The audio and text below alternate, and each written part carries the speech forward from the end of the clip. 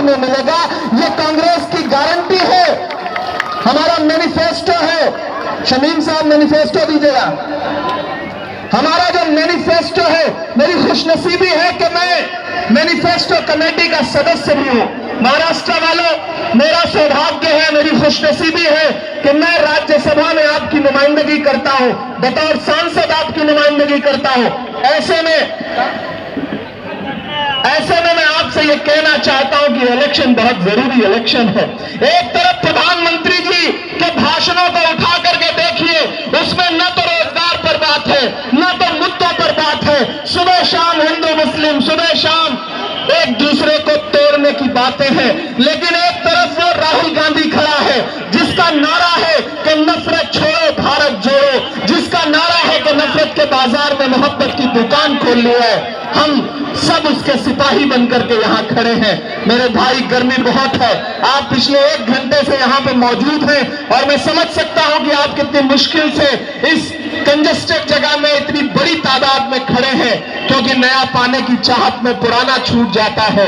तुझे अपनाऊं तो मुझसे जमाना रूठ जाता है। नया पाने की चाहत में पुराना छूट जाता है, तुझे अपनाऊं तो मुझसे जमाना रूठ जाता है।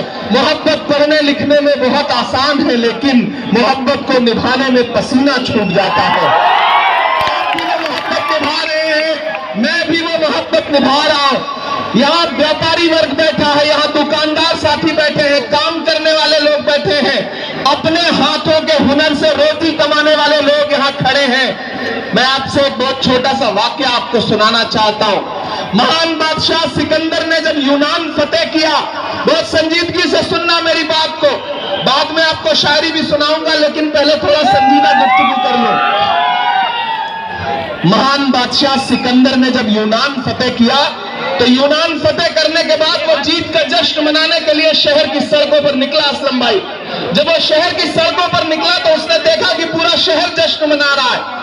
एक आदमी सड़क के किनारे पेड़ के नीचे चादर तान करके सो रहा है। सिकंदर को गुस्सा आ गया। सिकंदर अपने घोड़े से उतरा और उस सोते हुए इंसान के पास गया और उसे जोर की एक लात मार के कहा कि क्यों रे फकीर, मैंने शहर फतेह कर लिया, शहर जश्न मना रहा है और तू सो रहा है। उस इंसान ने उन्नीदी आंखों से सिकंदर की तरफ देखा और देख करके कहा कि शहर फतेह करना बादशाहों का काम है, लेकिन लात मारना गधे का काम है।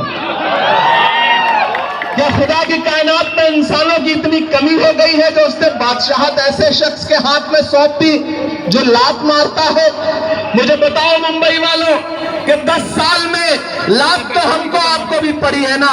कभी महंगाई की लात पड़ी, कभी नोटबंदी की लात पड़ी, कभी जीएसटी की लात पड़ी, और सबसे बड़ी जो लात पड़ी वो लात है नफरत की।